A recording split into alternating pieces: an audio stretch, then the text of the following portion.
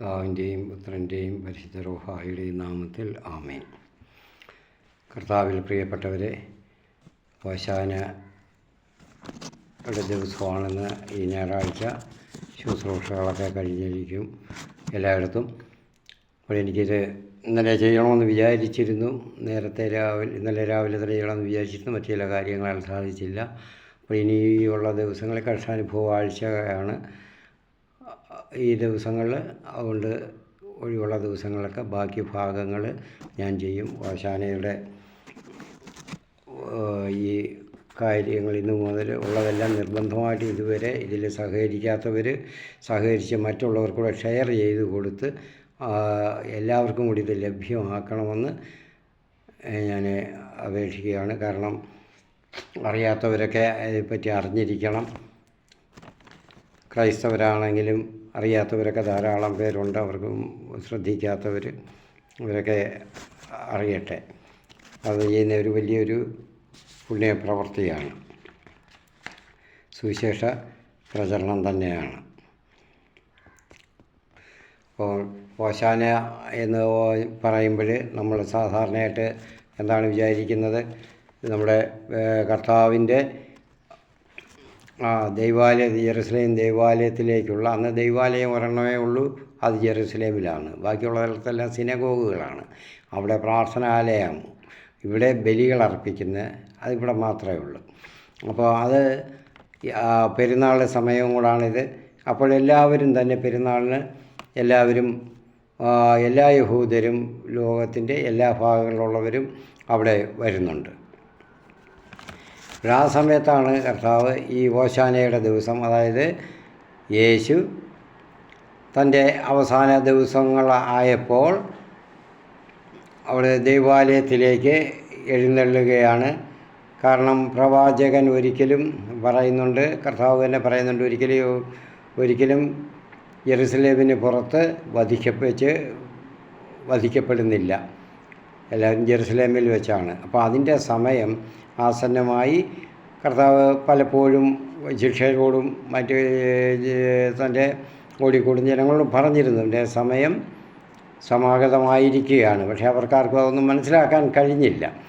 അപ്പോൾ ഒരിക്കൽ പറയുന്നുണ്ട്, കർത്താവ് പറയുന്നുണ്ട്, വെളിച്ചമുള്ളപ്പോൾ നിങ്ങൾ വെളിച്ചത്തിലൂടെ നടന്നുകൊള്ളുവിൻ, പിന്നെ അന്ധകാരമായിരിക്കും കുറച്ച് സമയത്തേക്ക് എന്നൊക്കെ പറയുന്നുണ്ട്. അപ്പോൾ അവരിതൊന്നും മനസ്സിലാക്കുന്നില്ല. അപ്പോൾ ഇത് ഓശാന എന്ന് പറയുമ്പോൾ കർത്താവ് ജെറുസലേമിൽ ചെന്നു. പെരുന്നാൾ ദിവസവും ലോകത്തിലുള്ള എല്ലാ ജനങ്ങളും, എല്ലാ യഹൂദരും വിശ്വാസികളെല്ലാം വരുന്ന ദിവസമാണ്. അവിടെ വെച്ച് എല്ലാവരും തന്നെ, എല്ലാ ജനതകളും അറിഞ്ഞിരിക്കണം.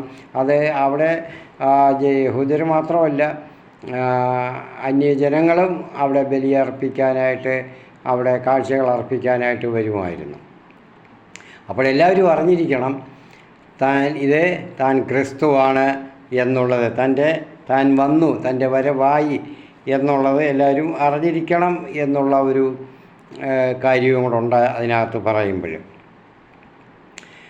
അപ്പോൾ കർത്താവ് ഓശാന എന്ന് പറയുമ്പോൾ നമ്മൾ പറഞ്ഞു, ഇത് ഒരു വാക്കല്ല. ഓശാന എന്ന് പറയുന്ന ഒരു വാക്യമാണ്, ഹീബ്രുവിലെ ഒരു വാക്യമാണ്. ആണ് ഓശാന. നമ്മൾ ചുരുക്കത്തിൽ അതിൻ്റെ ലുപ്തരൂപം ആണ് നമ്മൾ പറയുന്നത്. കർത്താവേ, ഞങ്ങൾ അങ്ങയോട് അപേക്ഷിക്കുന്നു, ഞങ്ങളെ രക്ഷിക്കണമേ, ഞങ്ങൾക്ക് വിജയം നൽകണമേ എന്നാണ് അതിൻ്റെ അർത്ഥം. ആ വാക്യം ഇതാണ്: ഹോഷി അഹന്ന എന്നുള്ളതാണ്. ഹോഷി അഹന്ന. അപ്പോൾ ഹോഷി എന്ന് പറഞ്ഞാൽ രക്ഷിക്കണേ, ഹന്ന ഞങ്ങൾ പ്രാർത്ഥിക്കുന്നു, കർത്താവേ ഞങ്ങളെ രക്ഷിക്കണമേ, ഞങ്ങൾക്ക് വിജയം നൽകണമേ. അപ്പോൾ ഹോഷി അഹ്ന എന്നുള്ള ഒരു വാക്യമാണ് ഹോശാന എന്നുള്ളതിൻ്റെ ലുപ്തരൂപമാക്കി പറയുന്നത്. അപ്പോൾ ഇത് കാണണമെങ്കിൽ 113 സങ്കീർത്തനം 118 നമ്മൾ ഇതിനെപ്പറ്റി പ്രധാനമായിട്ട് കാണാം. ഹാലൽ ഗണത്തിൽപ്പെടുന്ന സങ്കീർത്തനങ്ങളാണ്. അത് 113 മുതൽ 118 വരെയുള്ള സങ്കീർത്തനങ്ങൾ അവിടെ ആ സ്തുതിപ്പുകളാണ്, ദൈവാലയത്തിൽ വെച്ചുള്ള സ്തുതിപ്പുകളാണ് അതിൽ കാണുന്നത്. അപ്പോൾ 118 സങ്കീർത്തനം നമുക്ക്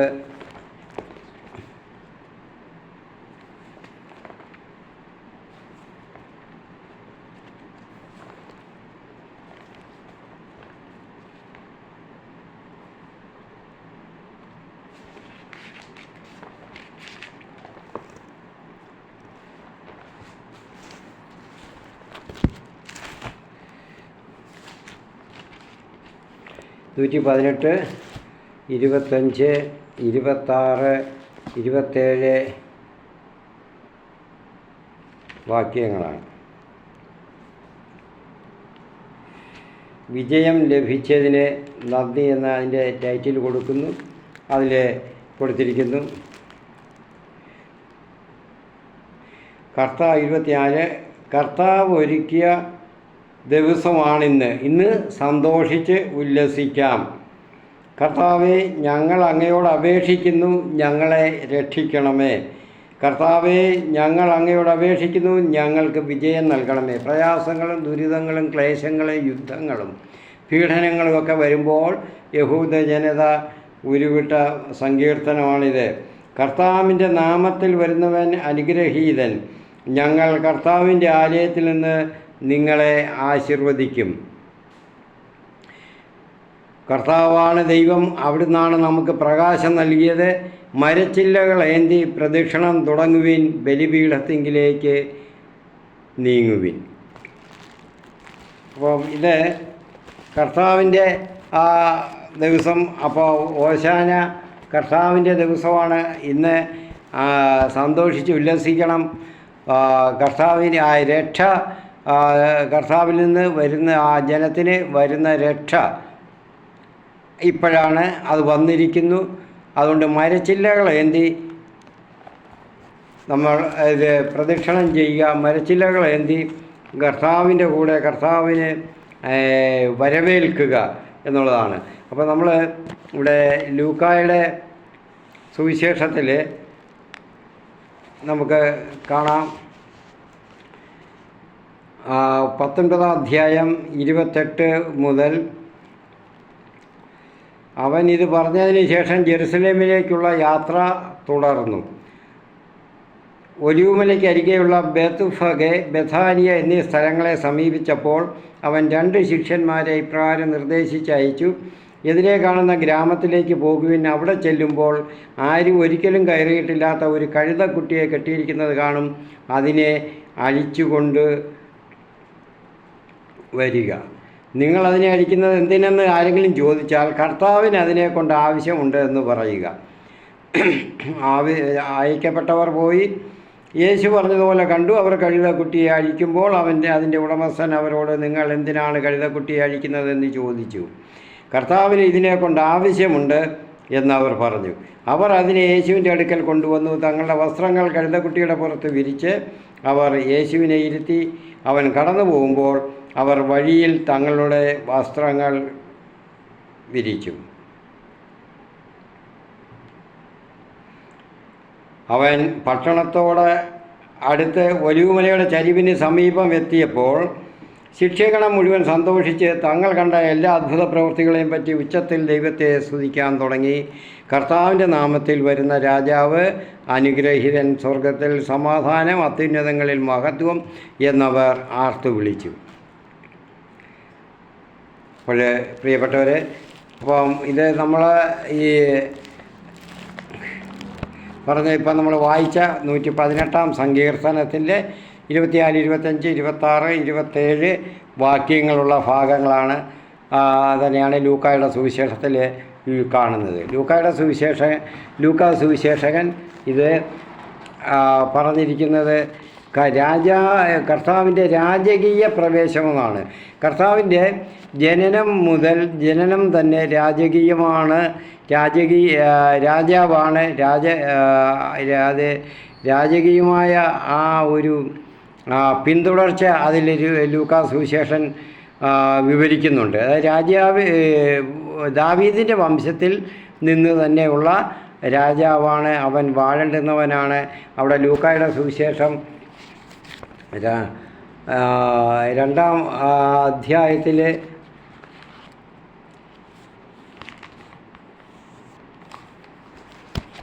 പറയുന്നുണ്ട്. അവർക്ക് ദൂതൻ അവരോട് പറഞ്ഞു, ഇതാ സകല ജനത്തിനും വേണ്ടിയുള്ള വലിയ സന്തോഷത്തിൻ്റെ സദ്വാർത്ത ഞാൻ നിങ്ങളെ അറിയിക്കുന്നു. ദാവീദിൻ്റെ പട്ടണത്തിൽ നിങ്ങൾക്കായി ഒരു രക്ഷകൻ, കർത്താവായ ക്രിസ്തു ഇന്ന് ജനിച്ചിരിക്കുന്നു. ഇതായിരിക്കും നിങ്ങൾക്ക് അടയാളം. പിള്ളക്കച്ച കൊണ്ട് പൊതിഞ്ഞ് പുൽത്തൊട്ടിയിൽ കിടത്തിരിക്കുന്ന ഒരു ശിശുവിനെ നിങ്ങൾ കാണും. അപ്പോൾ ഇവിടെ എന്നിട്ട് 14-ാമത്തെ വാക്യം, അത്യുന്നതങ്ങളിൽ ദൈവത്തിന് മഹത്വവും ഭൂമിയിൽ ദൈവകൃപ ലഭിച്ചവർക്ക് സമാധാനം. അതിവിടെ ആ ജനനം തന്നെ ക്രിസ്തുവിൻ്റെ രാജ്യത്വത്തെ അവിടെ പ്രഘോഷിക്കുന്ന അന്ന് മുതൽ, ആ ജനനം മുതൽ തന്നെ ലൂക്കാ സുവിശേഷകൻ ഇവിടെയും ആ രാജകീയമായിട്ടുള്ള വരവേൽപ്പാണ് ആ ദേവാലയത്തിലോട്ട് കൊടുക്കുന്നത് ജനങ്ങൾ. കാരണമുണ്ട്, യേശു ഏതാണ്ട് ഇതിനും ഒരു ഈ നമുക്ക് നോയമ്പെന്ന് പറയാൻ 40 നോയമ്പെന്ന് പറയാം. അപ്പോൾ ഇത് ആരംഭിക്കുന്നിടം മുതൽ തന്നെ ഈ ജെറുസലേമിലേക്കുള്ള യാത്രയാണ് കർത്താവിൻ്റെ. അപ്പോൾ ഈ ജെറുസലേമിലേക്കുള്ള യാത്രയിൽ അവിടുന്ന് ധാരാളം രോഗികളെ സുഖപ്പെടുത്തുക, ധാരാളം അതിശയങ്ങളും അടയാളങ്ങളും കണ്ടു ജനങ്ങൾ. അപ്പോൾ വലിയൊരു ജനക്കൂട്ടം എപ്പോഴും കർത്താവിനോട് 25 30,000 ആളുകൾ കാണും, അത്രത്തോളം ഉണ്ട്. അപ്പോൾ ജനങ്ങൾ ഇങ്ങനെ നോക്കിക്കൊണ്ട് യേശുവിനെ നോക്കിക്കൊണ്ടിരിക്കുകയാണ്. ഇവിടെ ഈ ഒരു രക്ഷകൻ വരുന്നു. കാരണം യേശുവിൻ്റെ പ്രബോധനങ്ങളും പ്രവർത്തനങ്ങളുമൊക്കെ ആ രീതിയിലായിരുന്നു. ഇന്ന് വരെ അവർ കണ്ടിട്ടില്ലാത്ത, ഒരു പ്രവാചകനിൽ നിന്നും പറഞ്ഞു കേട്ടിട്ടില്ലാത്ത, പ്രവാചകനേക്കാൾ ഉപരിയായ ഒരു പ്രവാചകൻ്റെ അവർക്കങ്ങനെ അറിയാവൂ. ഒരു വ്യക്തിയുടെ, ചിലർക്ക് അവൻ ദാവീദിൻ്റെ പുത്രനാണ്, മിശിഹായാണെന്ന് അറിയാം, അവരത് വിശ്വസിച്ചിരുന്നു. അപ്പോൾ അങ്ങനെ വലിയൊരു ജനക്കൂട്ടം അങ്ങനെയുമുണ്ട്. അപ്പോൾ ഇവരെല്ലാം ഇങ്ങനെ കണ്ട കേട്ട അടയാളങ്ങളും അത്ഭുതങ്ങളും അവർ അനുഭവിച്ചതും അവർ കണ്ടതും കേട്ടറിഞ്ഞതും എല്ലാം തന്നെ അവരെ ആകപ്പാടെ ജനങ്ങളെ ഇളക്കിയിരുന്നു. കാരണം അന്നത്തെ ഒരു സാമൂഹിക രാഷ്ട്രീയ അന്തരീക്ഷം അതായിരുന്നു. അടിച്ചമർത്തപ്പെട്ട ഒരു വിഭാഗമായിരുന്നു. ഏതാണ്ട് ന്യൂനപക്ഷമായ ഒരു വലിയ ജനസമൂഹമുണ്ട്. അവർ ജനങ്ങൾ എപ്പോഴും മുൻപന്തിയിൽ അവരാണ് എല്ലാ സുഖഭോഗങ്ങളും ആസ്വദിച്ചിരുന്നത്. ബാക്കിയുള്ളവർക്ക് അടിമത്തവും ഭാരവും കഷ്ടതകളുമായിരുന്നു. ഇവരുടെ കഷ്ടതകളിൽ നിന്നും ഭാരത്തിൽ നിന്നും മുതലാക്കുന്ന ധനം കൊണ്ടാണ് അവർ സുഖിച്ച് ജീവിച്ചിരുന്നത്. അപ്പോൾ അവരെ എല്ലാത്തിനും ജോലിക്ക് മാത്രം വേർപ്പൊഴുക്കി ജോലി ചെയ്യാൻ മാത്രമായിട്ട് കണ്ടിരുന്ന ഒരു ജനസമൂഹത്തെ ഇന്നും നമ്മുടെ സാമൂഹിക രാഷ്ട്രീയ അന്തരീക്ഷം ഭിന്നമല്ല. സാധാരണക്കാരെല്ലാവരും കഷ്ടതകളും വേദനകളും സഹിക്കാനുള്ളവരും നികുതികൾ കൊടുക്കാനുള്ളവരും ബാക്കിയുള്ള ആ ഒരു വരേണ്യ വിഭാഗം എന്ന് പറഞ്ഞ രാഷ്ട്രീയ അധികാരികൾ, അത് അധികാര സ്ഥാനത്തുള്ളവർ, ഇവരിൽ നിന്ന് കിട്ടുന്നതും അവരാർജിച്ചതുമായ എല്ലാ കാര്യങ്ങളും തങ്ങളുടെ സ്വന്തമാക്കി സുഖലോലുപരായിട്ട് കഴിയാനുള്ളവരാണ്. നമുക്കതിൽ നിന്നും രാഷ്ട്രീയമായിട്ടും സാമൂഹികമായിട്ടും നിന്നും വ്യത്യസ്തതയൊന്നുമില്ല. പക്ഷേ ഇതിനേക്കാളും കഷ്ടതയായിരുന്നു അന്ന്. ഇന്ന് നമുക്ക് ഇതൊക്കെ കഷ്ടതയായിട്ടും കൊള്ളരുതാഴികളായിട്ടും തോന്നുന്നുണ്ടെങ്കിൽ അന്നത്തെ കാര്യം പറയാനില്ലല്ലോ. വെറും അടിമകളെന്ന് തന്നെ, അവരെ അടിമകളെന്നാണ് വിളിക്കുന്നത് തന്നെ. അടിമകളിൽ നിന്ന് സ്വാതന്ത്ര്യം പ്രാപിച്ച യഹൂദർ അവർ കുറച്ച് വർഷങ്ങൾ കഴിയുമ്പോൾ അവർ സ്വാതന്ത്ര്യം കൊടുക്കും. യഹൂദർക്കാണെങ്കിൽ 6 വർഷം കഴിയുമ്പോൾ എല്ലാം വലിയ പെരുന്നാൾ, വലിയ ഇത് അവരുടെ ആ ഒരുക്കങ്ങൾ വരുമ്പോൾ അന്ന് അവർ വിമോചനത്തിൻ്റെ വർഷമാണ് 7-ാം വർഷം, അത് അവർ കൊടുക്കുമായിരുന്നു. അപ്പോൾ ഇങ്ങനെയുള്ളൊരു വലിയ നൂറ്റാണ്ടുകളായിട്ടുള്ള ഇങ്ങനെ വലിയ ജനസമൂഹം സ്വതന്ത്രരായിട്ട് അവിടെ ജീവിക്കുന്നുണ്ട്. ഇത് ഞാൻ എൻ്റെ ആദ്യത്തെ വീഡിയോയിൽ ഞാൻ ബൈബിളിൻ്റെ ആമുഖത്തിന് പറയുമ്പോൾ ഉള്ള വീഡിയോയിൽ ഇത് ഒരു വീഡിയോ ഇതിന് തന്നെ പ്രത്യേകമായിട്ട് ചെയ്തിരുന്നു. അതുകൊണ്ട് അതിനകത്ത് പ്രത്യേകമായിട്ടുണ്ട്. അപ്പോൾ അത് കാണുകയോ കേൾക്കുകയോ ചെയ്യുന്നവർക്ക് പ്രത്യേകമായിട്ട് മനസ്സിലാകും. അപ്പോൾ ഈ ജനങ്ങളെല്ലാം ഈ ഒരു രക്ഷകനെ നോക്കി അവർ ജീവിക്കുകയായിരുന്നു. ഈ പ്രയാസങ്ങൾ അനുഭവിക്കുന്ന സാധാരണ, അതായത് ഒരു മധ്യവർഗ ജനതകൾ, യഹൂദരും അവരുമൊക്കെ ഈ വരേണ്യ വിഭാഗത്തിൻ്റെ നീരാളിപ്പിടുത്തത്തിൽ നിന്ന് ഒഴിഞ്ഞു മാറി അവരെ രക്ഷിക്കുന്നതിന് വേണ്ടി, ഒഴിഞ്ഞു മാറാൻ വേണ്ടി അവരുടെ രക്ഷ പ്രതീക്ഷിച്ചവർ ഒരു രക്ഷകനെ നോക്കിയിരിക്കുകയാണ്. അതിൻ്റെ അടയാളങ്ങളെല്ലാം അവർക്ക് ഏകദേശമൊക്കെ പിടികിട്ടിയിരുന്നു, രക്ഷകൻ്റെ വരവായി എന്നുള്ളത്. അപ്പോൾ അങ്ങനെ ഇരിക്കുമ്പോഴാണ് യേശുവിൻ്റെ ഈ പരസ്യ ജീവിതം വരുന്നത്. പരസ്യ ജീവിതത്തിൽ അവിടുന്ന് ഇപ്പോൾ ഈ യെരുസലേമിലേക്ക് പോകുമ്പോൾ തന്നെ വഴിനീളെ കുരുടരെയും മുടന്തരെയും ഒക്കെ സൗഖ്യമാക്കുന്നു, പിശാചുക്കളെയൊക്കെ ബഹിഷ്കരിക്കുന്നു, ഒരുപാട് മരിച്ചവരെ ഉയർപ്പിക്കുന്നുണ്ട്, ലാസറിനെ ഉയർപ്പിച്ചതൊക്കെ നമുക്ക് കാണാം. അപ്പോൾ ഇങ്ങനെയൊക്കെ ഉള്ള ഒരുപാട് അതിശയങ്ങൾ ജീവിതത്തിൽ ആശയറ്റവർക്കൊക്കെ പ്രതീക്ഷ നൽകിക്കൊണ്ട് അവരെയൊക്കെ ആശ്വസിപ്പിക്കുന്നു. അപ്പോൾ ഇതെല്ലാം കൊണ്ട് അവർ ഇങ്ങനെ ചുറ്റും കൂടി എപ്പോഴും യേശു എവിടെ പോയാലും അവിടെ ഒരു 10,000-30,000 അതിനോ കൂടുതൽ ആളുകൾ കാണുമായിരുന്നു. അപ്പോൾ ഇങ്ങനെ പോകുന്ന ഇങ്ങനെയുള്ളൊരു സമയമാണ്. കാരണം യേശു, ഞാൻ നേരത്തെ പറഞ്ഞല്ലോ, ജെറുസലേമിന് പുറത്ത് വെച്ചല്ല വധിക്കപ്പെടേണ്ടുന്നത്. പ്രവാചകൻ എപ്പോഴും ജെറുസലേമിൽ വെച്ചാണ് പതിവ്. ജെറുസലേമിൽ വെച്ച് അവർ പ്രവാചകരെ അവർക്ക് ഇഷ്ടമല്ലാത്തത് പറയുകയും അവരുടെ കൊള്ളരുതാഴികൾ ചൂണ്ടിക്കാണിക്കുകയും ചെയ്യുമ്പോൾ, വിമർശിക്കുകയും ചെയ്യുമ്പോൾ അവർ സൂത്രത്തിൽ കൊല്ലുക പതിവായിരുന്നു.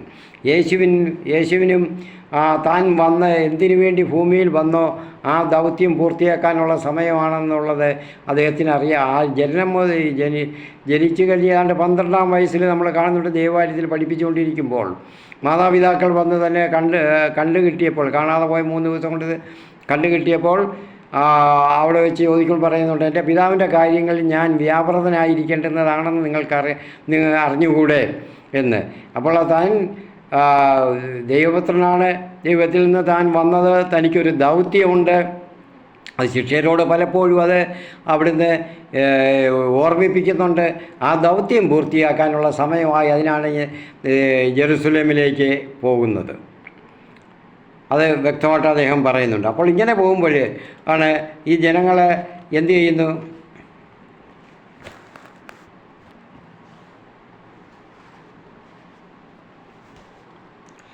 ദൈവത്തിൻ്റെ നാമത്തിൽ വരുന്നവൻ അനുഗ്രഹീതൻ. മലാക്കി 3:1 പറയുന്നുണ്ട്. അത് ഈ മലാക്കി പ്രവാചകൻ്റെ പുസ്തകത്തിൽ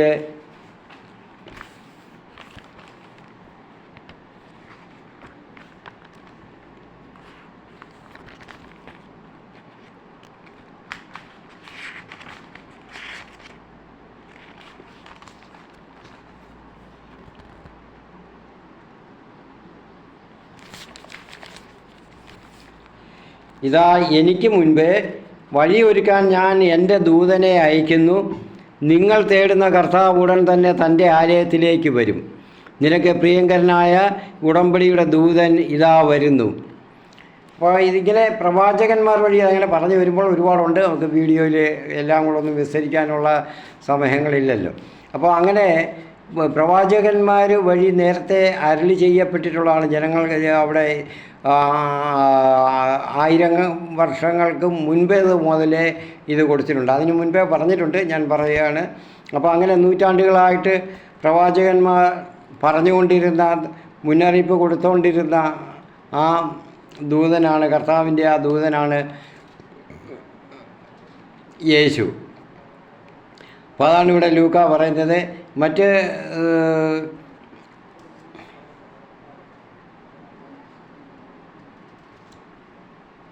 അപ്പോൾ നമ്മൾ അത് ഇപ്പോൾ ഈ മലാക്കി പറഞ്ഞതുപോലെ നമ്മൾ ലൂക്കായുടെ സുവിശേഷത്തിൽ നമ്മൾ കണ്ടു. ഈ ഈശോയുടെ പിറവിക്ക് മാലാഖമാരിങ്ങനെ സമാധാനം പറഞ്ഞ് അവിടെ ജനതകളെ സുവിശേഷം അറിയിക്കുന്നത്. 2:14 ഇപ്പം നമ്മൾ വായിച്ചത്. ഈ സമാധാനത്തിൻ്റെ രാജാവ് എന്നാണ് യേശുവിനെ അറിയുന്നത്. അപ്പം ആരാണ് യേശു? ഈ സമാധാനത്തിൻ്റെ രാജാവ് യേശു തന്നെയാണ്. ഇനിയും യേശു നമ്മളിവിടെ വായിച്ചു, ഒരു കഴുതക്കുട്ടിയുടെ പുറത്താണ് കർത്താവ് അവിടെ ജെറുസലേമിലേക്ക് പോകുന്നത്. ഈ കഴുതക്കുട്ടിയുടെ പുറത്ത് കയറുക, അല്ലെങ്കിൽ ഒരു കഴുതയുടെ പുറത്ത് കയറുക എന്ന് പറയുന്നത്, കയറി ഒരു രാജാവ് ഒരിടത്ത് വരുമ്പോൾ രാജാവ് എന്തിനു വരുന്നു എന്ന് നോക്കി മറ്റ് രാജാവ് എവിടേക്ക് പോകുന്നു, ആ ദേശത്തിൻ്റെ രാജാവ് പ്രത്യേകം ശ്രദ്ധിക്കും. കാരണം അവൻ കുതിരപ്പുറത്താണെങ്കിൽ യുദ്ധത്തിനാണ്, സമാധാനത്തിനല്ല. കഴുതയുടെ പുറത്താണെങ്കിൽ, കഴുതക്കുട്ടിയുടെ പുറത്താണെങ്കിൽ വിനയാന്വിതനായിട്ട് വരികയാണ്. അവൻ യുദ്ധത്തിനല്ല, സമാധാനം ആശംസിക്കാനാണ് വരുന്നത്. സമാധാനത്തിനാണ്. നമുക്ക് യുദ്ധത്തിന് വേണ്ടി ഭയപ്പെടേണ്ടെന്ന് ആവശ്യമില്ല എന്നുള്ളതാണ്. അതാണ് ഇവിടെ കർത്താവിൻ്റെ ഇനിയും യേശുവിൻ്റെ രാജ്യം വരുമ്പോൾ, യേശുവിൻ്റെ രാജ്യം ഏതാ? ഈ ഐഹികമല്ല. പീലാത്തോസിൻ്റെ മുൻപിൽ പറയുന്നുണ്ട്, നീ യഹൂദരുടെ രാജാവാണോ എന്ന് ചോദിക്കുമ്പോൾ പറയുന്നു, അപ്പോൾ എൻ്റെ രാജ്യം ഐഹികമല്ല. അപ്പോൾ പിന്നെ എവിടെയാണ് ചോദിപ്പോൾ അത് കർത്താവ് ഐഹികമല്ലെന്ന് പറയുന്നു. പിന്നെ ഇവിടെ സ്വർഗീയ രാജ്യത്തിൻ്റെ കാര്യമാണ് പറയുന്നത്. അവിടുത്തെ രാജാവാണ്, ജനഹൃദയങ്ങളിലെ രാജാവാണ്. അപ്പം അങ്ങനെ ഈ രക്ഷ യേശു എന്ന രാജാധിരാജനിലൂടെ ഇവിടെ സമീപിക്കുകയാണ്. കാരണം അവിടെ സമാധാനത്തിൻ്റെ ഒരു നാളുകളാണ്, ഇനി യുഗമാണ് ഇനിയും വരാൻ പോകുന്നത്.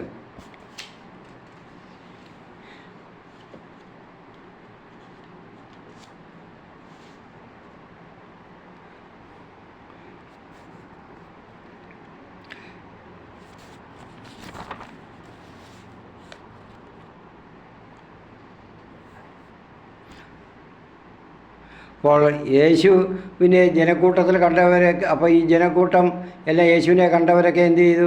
അവിടുന്ന് ഈന്തപ്പന ഓലകളും കുരുത്തോലകൾ, നമ്മളിന്ന് നമ്മുടെ നാട്ടിൽ കുരുത്തോല എടുക്കുന്നതിൻ്റെ അർത്ഥം നമ്മുടെ നാട്ടിൽ ഈന്തപ്പനയല്ല, തെങ്ങാണ്. അല്ലെങ്കിൽ മറ്റു രാജ്യങ്ങൾ ചിലപ്പോൾ പനയായിരിക്കും. ചിലപ്പോൾ അങ്ങനെ ഈന്തപ്പന, ചിലയിടത്ത് ഒലിവ് കൊമ്പുകൾ, ഒലിവ് മരത്തിൻ്റെ ചില്ലകളായിരിക്കും. അതും സമാധാനത്തിൻ്റെ പ്രതീകമായിട്ടാണ് കാണുന്നത്. അപ്പോൾ ഇത് എന്തിക്കൊണ്ടാണ് അവർ പ്രദക്ഷിണം ചെയ്യുമ്പോൾ, അവരവിടെ കർത്താവിനെയും കൂട്ടി അനുഗമിച്ചുകൊണ്ട് ഓശാന എന്ന് പറയുമ്പോൾ, കർത്താവിൻ്റെ നാമത്തിൽ വരുന്ന അനുഗ്രഹീതൻ എന്ന് പറഞ്ഞ് തങ്ങൾക്ക് ഒരു രാജാവിനെ കിട്ടി എന്നുള്ളതാണ്, നമ്മുടെ രക്ഷകൻ വന്നു, മെസ്സിഹ വന്നു എന്നുള്ളതാണ് അവരുടെ മനസ്സിൽ അപ്പോഴും ഉള്ളത്. ഇവിടെ ഈ ബെഥാനിയയുടെ അടുത്താണ്, നമ്മൾ ഇതിവിടെ വായിച്ചു,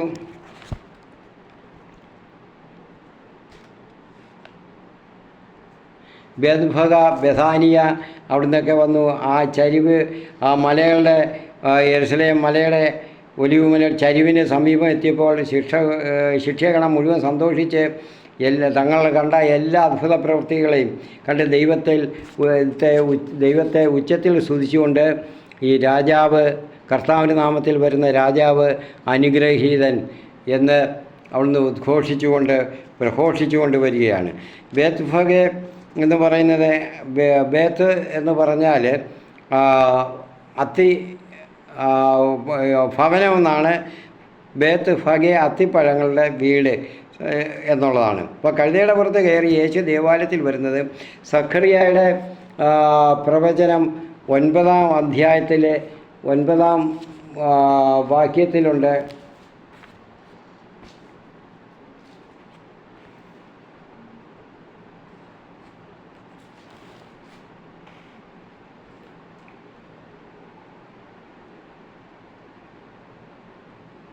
സിയോൻ പുത്രി അതിയായി ആനന്ദിക്കുക, ജെറുസലേം പുത്രി ആർപ്പ് വിളിക്കുക. ഇതാണ് അവിടുത്തെ ജനങ്ങൾ അപ്പോൾ ആർപ്പ് വിളിച്ചത്. അവരതിയായ ആനന്ദത്തോടു കൂടിയായിരുന്നു. അതാണ് പറഞ്ഞത്, കർത്താവിനെ സ്വാഗതം ചെയ്തുകൊണ്ട് സ്വർഗത്തിൽ സമാധാനം, സന്തോഷം എന്ന് പറഞ്ഞത്.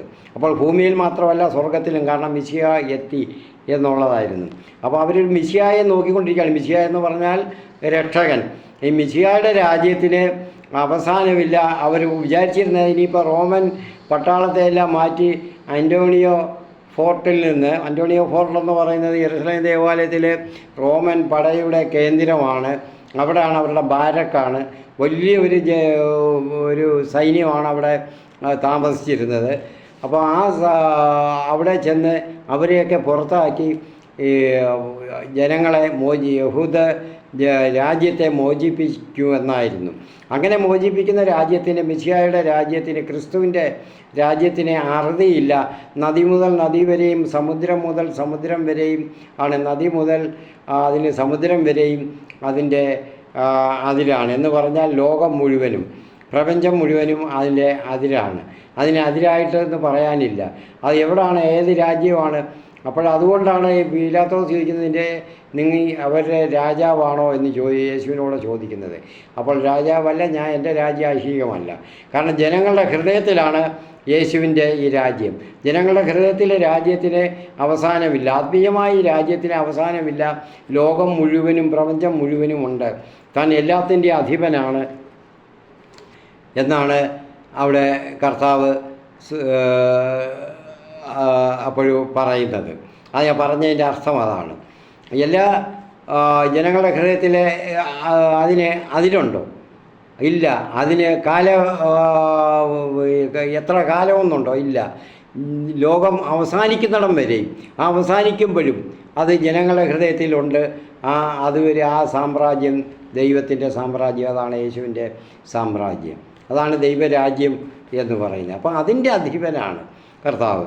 അപ്പോൾ അങ്ങനെ, പക്ഷേ ജനങ്ങളിവിടെ തെറ്റിദ്ധരിച്ചിരുന്ന ഈ ദാവീദിൻ്റെ അല്ലെങ്കിൽ സോളമൻ്റെ പഴയ സാമ്രാജ്യം പുനഃസ്ഥാപിക്കുക, ലോകം മുഴുവനും തങ്ങളുടേതാക്കി കീഴടക്കി തൻ്റേതായി കീഴടക്കി ഇനി അവസാനമില്ല, അന്ത്യമില്ല. ആ ഭരണത്തിന് പിന്നെ അന്ത്യമില്ല. ലോകം അവസാനമെന്ന് പറഞ്ഞ ഒന്നില്ല, ഇതാണ് അവസാനം. ഇങ്ങനെ കീഴടക്കുന്ന ആ സമയമാണ്. അപ്പോൾ അങ്ങനെ വരുമ്പോൾ തങ്ങൾക്കൊക്കെ സുഭിക്ഷമായിട്ട് സന്തോഷമായിട്ട് ഭയമില്ല, ക്ഷാമമില്ല, ബുദ്ധിമുട്ടില്ല, ഭാരങ്ങളില്ല, ഇതെല്ലാം ഇല്ലാതെ സന്തോഷമായിട്ടും സമാധാനമായിട്ടുള്ള ഒരു രാജ്യം, ഭരണം നമുക്ക് വന്നു പോന്നു. ഇപ്പോൾ ഭരിക്കുന്നവരൊക്കെ പുറത്താകും. ഇപ്പോൾ തങ്ങളെ മതപരമായിട്ടും ഭരിക്കുന്നവരെ അവരും ഒക്കെ താഴെ ഇറങ്ങും. ഇനി നമ്മളെല്ലാം തുല്യ അവകാശികളാണ് എന്നുള്ള ഒരു ചിന്തയായിരുന്നു അവരെ ഭരിച്ചിരുന്നത്. ശിക്ഷാഘടകങ്ങളും അങ്ങനെയായിരുന്നു. അവർ വിചാരിച്ചിരുന്നു തങ്ങൾക്കൊക്കെ ഈ രാജ്യത്തിൽ പ്രധാനപ്പെട്ട സ്ഥാനങ്ങളൊക്കെ ലഭിക്കും എന്നുള്ളതായിരുന്നു. മന്ത്രിമാർ ആയിരിക്കും, ക്യാബിനറ്റ് പദവി ഉള്ളതൊക്കെ തങ്ങൾക്കായിരിക്കുമെന്നാണ്. അതാണ് ഈ യാത്രയിൽ തന്നെ തുടങ്ങുമ്പോൾ തന്നെ അവിടുന്ന് തുടങ്ങി കുറേ കഴിയുമ്പോൾ, അതാണ്ട് ഈ പറയുന്ന സംഭവത്തിന് കുറച്ച് നാൾക്ക് മുൻപ് തന്നെ യോഹന്നാൻ്റെ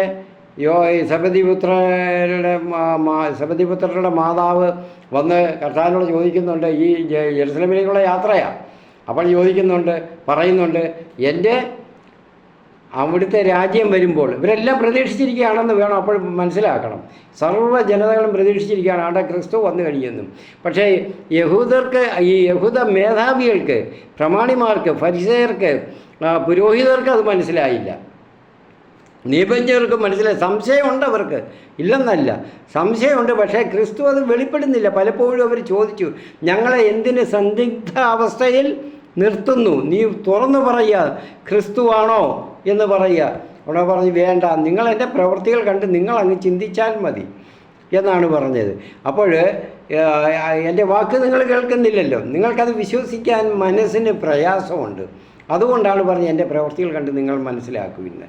അപ്പോൾ നിങ്ങൾ അവർ വന്നപ്പോൾ അപ്പം അവരുടെ സബദീപുത്രന്മാരുടെ യോഹന്നാൻ്റെയും യാക്കോബിൻ്റെയും അമ്മ വന്ന് പറയുന്നുണ്ട്, എൻ്റെ ഈ രണ്ട് മക്കളിൽ രണ്ടുപേരും അവിടുത്തെ വലത്തും ഇടത്തുമായി ഇരിക്കാൻ അനുവദിക്കണം. അതായത് വലത്തും ഇടത്തും എന്ന് പറയുമ്പോൾ ഏറ്റവും പ്രധാനപ്പെട്ട സ്ഥാനമാണ് മന്ത്രിസഭയിൽ, രാജഭരണത്തിൽ ആയാലും പ്രധാനമന്ത്രി സ്ഥാനവും, പിന്നെ അടുത്തത് ഫൈനാൻസ് മിനിസ്റ്ററും, സാമ്പത്തികവും കൈകാര്യം ചെയ്യണം, ആഭ്യന്തരവും ഒക്കെ കൈകാര്യം ചെയ്യുന്ന രണ്ട് വിശിഷ്ട വ്യക്തികൾ, രണ്ട് ക്യാബിനറ്റ് പദവിയുള്ളവരായിരിക്കണം. അപ്പോൾ ബാക്കിയുള്ളവർ അവരോട് ദേഷ്യപ്പെടുന്നുണ്ട്.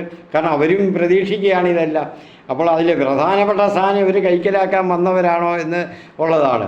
അപ്പോൾ കർത്താവ് പറയുന്നുണ്ട്, അപ്പോൾ വ്യക്തമാക്കി കൊടുക്കുന്നുണ്ട്, നിങ്ങൾ ചോദിക്കുന്നത് എന്താണെന്ന് നിങ്ങൾ അറിയുന്നില്ല. ഞാൻ കുടിക്കാൻ പോകുന്ന പാനപാത്രം നിങ്ങൾ കുടിക്കുമോ? ഞാൻ മുങ്ങുന്ന മാമോദീസ നിങ്ങൾ മുങ്ങുന്നുണ്ടോ? മുങ്ങാൻ കഴിയുമോ നിങ്ങൾക്ക്?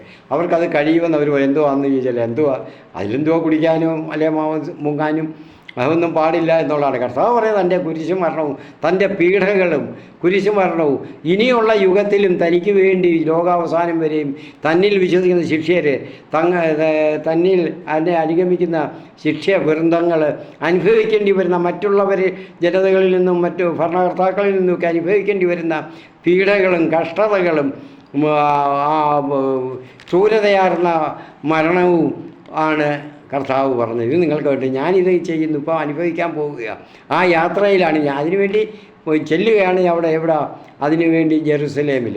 അപ്പം നിങ്ങൾക്കിത് സാധിക്കും, അവർ പറ്റും. പക്ഷേ അവരുടെ ജീവിതത്തിൽ അത് സംഭവിച്ചിരുന്നു. അത് കാര്യം ശരിയാണ്. അപ്പം സഖറിയയുടെ 9-ാം അധ്യായത്തിൽ സഖറിയ പ്രവാചകൻ്റെ ആ പ്രവചനം ഇവിടെ നിറവേറുകയാണ്. അപ്പോൾ കർത്താവ് ഇതിനെ ഞാൻ പറഞ്ഞിരുന്നു, യോഹന്നാൻ്റെ സുവിശേഷത്തിൽ 8-ാം അധ്യായം 24-ാം വാക്യം പറഞ്ഞിട്ട്, ഞാൻ തന്നെ എന്ന് നിങ്ങൾ വിശ്വസിക്കുന്നില്ലെങ്കിൽ നിങ്ങൾ നിങ്ങളുടെ പാപങ്ങളിൽ മരിക്കും എന്നൊക്കെ സ്പഷ്ടമായിട്ട് അവരോട് പറയുന്നുണ്ട്. അപ്പോൾ ഇത് അവർക്ക് പക്ഷേ അത് മനസ്സുകൊണ്ട് അത്ര അംഗീകരിക്കാൻ വയ്യ. കാരണം തങ്ങളുടെ തിന്മകളൊക്കെ കൂടി അതിൻ്റെ പരമകാഷ്ഠയിൽ എത്തി നിൽക്കുമ്പോൾ തങ്ങൾ എത്ര ഇല്ലാതാക്കാനാണോ അത് അവർക്ക് അങ്ങനെ സമ്മതിക്കാനും വയ്യ. കാരണം ഇതുവരെയുള്ള പ്രവാചകന്മാരെയൊക്കെ അങ്ങനെയായിരുന്നു അവർ വധിച്ചിരുന്നത്. അപ്പോൾ കർത്താവ് ജനങ്ങൾ വിശ്വസിച്ച പ്രവാചകനല്ല, മിശിഹായാണ്, രക്ഷകനാണ് എന്നാണ് വിശ്വസിച്ചിരുന്നത്. ഇനി കഴുതക്കുട്ടിയുടെ പുറത്ത് എന്തിനാണ് വരുന്നത്? ഞാൻ നേരത്തെ പറഞ്ഞ സമാധാനത്തിനാണ്. അപ്പോൾ 1 രാജാക്കന്മാർ 1:33 ദാവീദ് പറയുന്നുണ്ട്, സോളമനെ രാജാവാക്കുന്നതിന് ഒരു കോവർ കഴുതയുടെ പുറത്ത് സോളമനെ ഇരുത്തി അഭിഷേകം ചെയ്യുന്ന കഥ പറയുന്നുണ്ട്. 1:33 1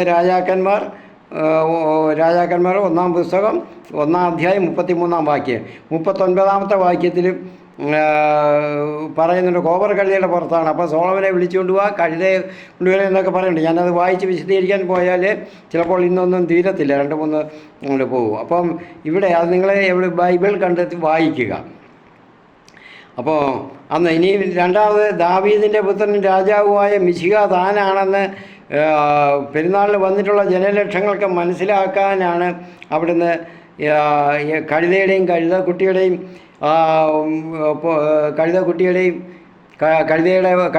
മുകളിലിരിക്കുന്നത്. എന്തിനാണ് കഴുതക്കുട്ടിയുടെ മുകളിൽ തന്നെ ഇരിക്കുന്ന കഴുതയുണ്ടായിരുന്നു. ഇതുവരെ ആരും കയറിയിട്ടില്ലാത്ത അതാണ് കഴുതക്കുട്ടി. ആരും കയറിയിട്ടില്ലാത്ത കഴുതക്കുട്ടിയെ അഴിച്ചുകൊണ്ട് വരാനാണ് കാണും. നിങ്ങൾ അഴിച്ചുകൊണ്ട് വരിക എന്നാണ് മത്തായിയുടെ സുവിശേഷത്തിൽ ഇതിനെപ്പറ്റി കാണുന്നത്. അത് വായിച്ച് പറയാനുള്ള സമയം കുറവാണ്. അപ്പോൾ ആരും കയറിയിട്ടില്ലാത്തതാണ്. കർത്താവിന് രാജാധിരാജന് കയറുമ്പോൾ അതിനെ കയറിയിരിക്കാൻ മറ്റാരും സ്പർശിച്ചിട്ടില്ലാത്തത് വേണം. അങ്ങനെയാണ് അവിടെ കഴുതക്കുട്ടിയുടെ മുകളിൽ ഇരിക്കുന്നത്. തങ്ങളുടെ വസ്ത്രങ്ങൾ വിരിക്കുന്നത് എന്തിനാണ്? ഇവിടെ പറയുന്നുണ്ട് 39-ാമത്തെ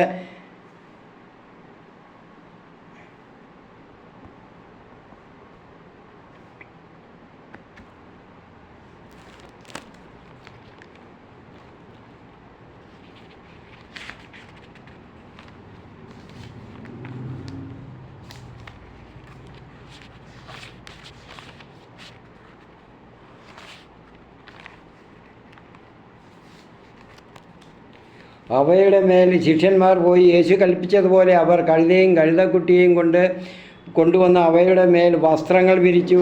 അവൻ കയറിയിരുന്നു. ജനക്കൂട്ടത്തിൽ വളരെ പേർ വഴിയിൽ തങ്ങളുടെ വസ്ത്രങ്ങൾ വിരിച്ചു. ഇവിടെ സോളമനെ അഭിഷേകം ചെയ്യുമ്പോൾ ഇതാണ് കാണുന്നത്. ജനങ്ങൾ സന്തോഷാധിക്യത്താൽ തങ്ങളുടെ മേൽവസ്ത്രങ്ങൾ അവിടെ വിരിക്കും. ഇനി 2 രാജാക്കന്മാർ 9 അധ്യായം 13 കാണുന്നുണ്ട്. യേഹൂവിനെ രാജാവായിട്ട് അഭിഷേകം ചെയ്യുമ്പോൾ, രാജാവാകുമ്പോൾ അവിടുന്ന് ജനങ്ങൾ തിടുക്കപ്പെട്ട് തങ്ങളുടെ മേൽക്കുപ്പായം അഴിച്ച് അവിടെ പടിയിൽ നിരത്തിക്കൊണ്ട്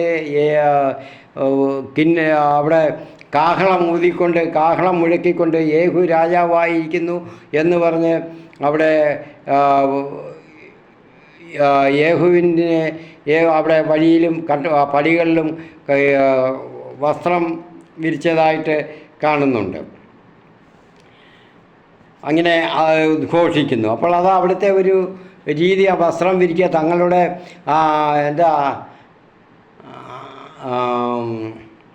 തങ്ങൾ അടിയറ പറയുന്നു, തങ്ങൾ ബഹുമാനിക്കും. തങ്ങളുടെ എല്ലാമാണ്, സർവ്വതുമാണ്. ഈ മേൽക്കുപ്പായം എന്ന് പറയുമ്പോൾ തങ്ങൾക്കുള്ള ഒരു സുരക്ഷയാണ്.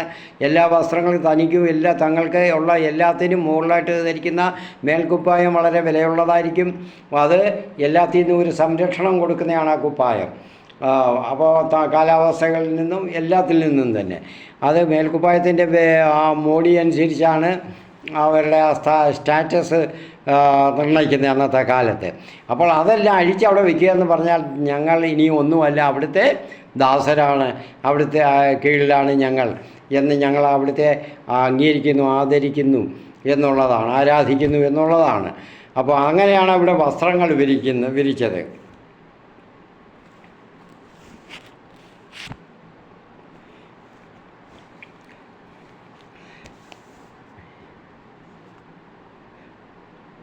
അപ്പം അങ്ങനെ മരച്ചില്ലകളെ പ്രദക്ഷിണം ചെയ്യുമെന്ന് നമ്മൾ പറയല്ലോ. ബലിപീഠത്തിലേക്ക് ആനയിക്കുവിൻ. യേശുവും അങ്ങനെ യേശുവിനെയും ബലിപീഠത്തിൽ 118 സങ്കീർത്തനത്തിൽ 26 വാക്യത്തിലാണ് പറയുന്നത്, മരച്ചില്ലകളേന്തി പ്രദക്ഷിണം ചെയ്യുവിൻ. അപ്പോൾ കിട്ടുന്ന മരച്ചില്ലകൾ അതെല്ലാം അവർ വെട്ടി വെളിയിൽ നിരത്തി, എന്നിട്ട് അതിന് വരവേൽക്കുകയാണ് യേശുവിനെ. എന്നിട്ട് എന്താണ്, ബലിപീഠത്തെങ്കിലേക്ക് ഇവിടുന്ന് ആനയിക്കുക. യേശു ബലിപീഠത്തിലേക്ക് ആനയിക്കുവിൻ ഈ നേതാവിനെ. അപ്പോൾ എന്നവിടെ സങ്കീർത്തനത്തിൽ ദാവീദ് പറയുന്നുണ്ട്.